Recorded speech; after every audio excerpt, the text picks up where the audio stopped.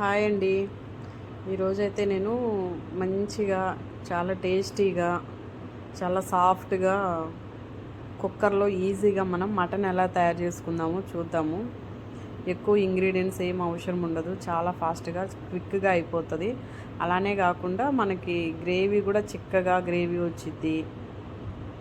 ఇంకా పీస్ అయితే ఇంకా మెత్తగా అవుతుంది. మనకి మటన్ అయినా చికెన్ అయినా మెత్తగా ఉడికితే డైజెషన్ కూడా ఫాస్ట్గా అవుతుంది కదా. అది ఫస్ట్ అయితే ప్రాసెస్ చూద్దాము. నేనైతే ఒక 1/2 kg మటన్ తీసుకున్నాను.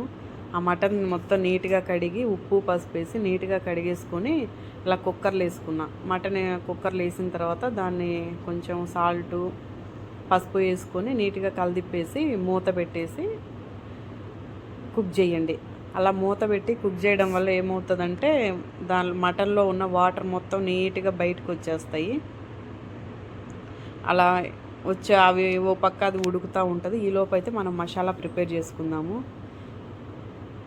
చెక్క, లవంగాలు, ఎండు కొబ్బరి, తెల్లగడ్డలు, అల్లము, ఉల్లిగడ్డ, టొమాటోస్ ఇవన్నీ వేసేసుకొని ఇంకా కొత్తిమీర కూడా నేను లాస్ట్లో కొంచెం సర్వింగ్ కోసమని లాస్ట్లో వేద్దామని కొంచెం ఉంచి కొంచెం డైరెక్ట్గా అయితే మసాలాలో యాడ్ చేస్తున్నా. కొత్తిమీర పుదీనా అన్నీ కలిపి ఇలా వేసి మొత్తాన్ని కలిసి మిక్సీ పెట్టేసుకోండి. ఇలా చూడండి, ఒకసారి నలుపుతుంటే ఎంత సాఫ్ట్ ఉంటుందో. ఆ పుదీనా ఫ్లేవరు అది తగులుతూ బాగుంటుంది. చూడండి, ఈ లోపు అయితే ఇది నేను మసాలా ప్రిపేర్ చేసుకునే లోపు ఇక్కడున్న వాటర్ అన్నీ నీట్గా అయిపోయి చివరికి మటన్ అనేది ఇలా కుక్ అయింది. చాలా సాఫ్ట్గా వచ్చింది. ఇప్పుడైతే మాత్రం అంతా అన్ని రకాల ఇంగ్రీడియంట్స్ తగదు, ఓన్లీ అల్లం తెల్లగడ్డ కాదు కాబట్టి ఒక 4 to 5 స్పూన్స్ అయితే నేను మసాలా వేసుకొని వెంటనే ఒక 2 స్పూన్స్ వచ్చేసి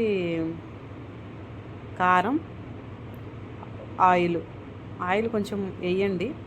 ఒక 2 స్పూన్స్ అయితే బాగానే పట్టిద్ది.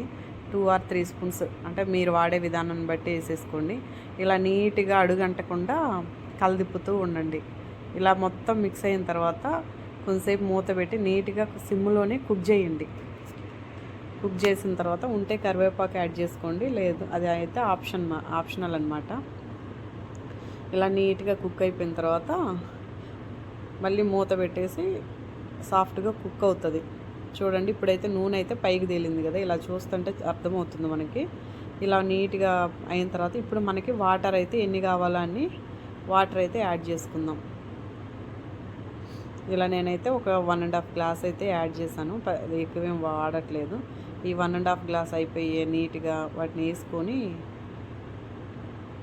కుక్కర్ పెట్టి గట్టిగా నేను ఒక 3 విజిల్స్ రానిచ్చాను.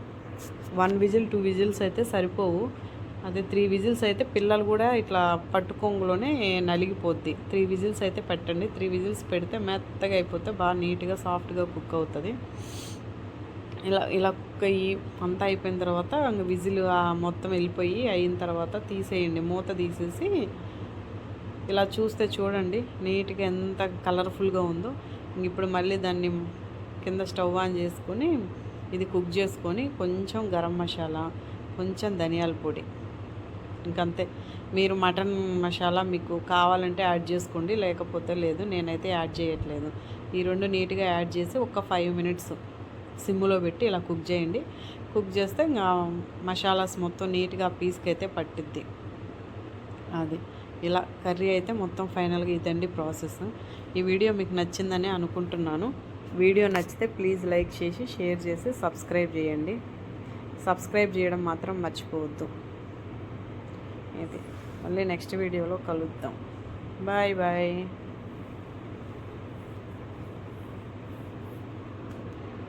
ఇప్పుడు ఈ పీస్ చూడండి, నేను కలిపి నీకు పీస్ని ఎరగదీసి చూపిస్తున్నాను. చూడండి, ఒక సింగిల్ ఏల్తో ఇట్లా అంటేనే ప్రెష్ చేశాను, అంతే. గట్టిగా కూడా ఏమనలేదు, జస్ట్ ఇట్లా అంటేనే ఏ పీస్కి ఆ పీస్ అయితే ఇట్లా విడిపోయింది.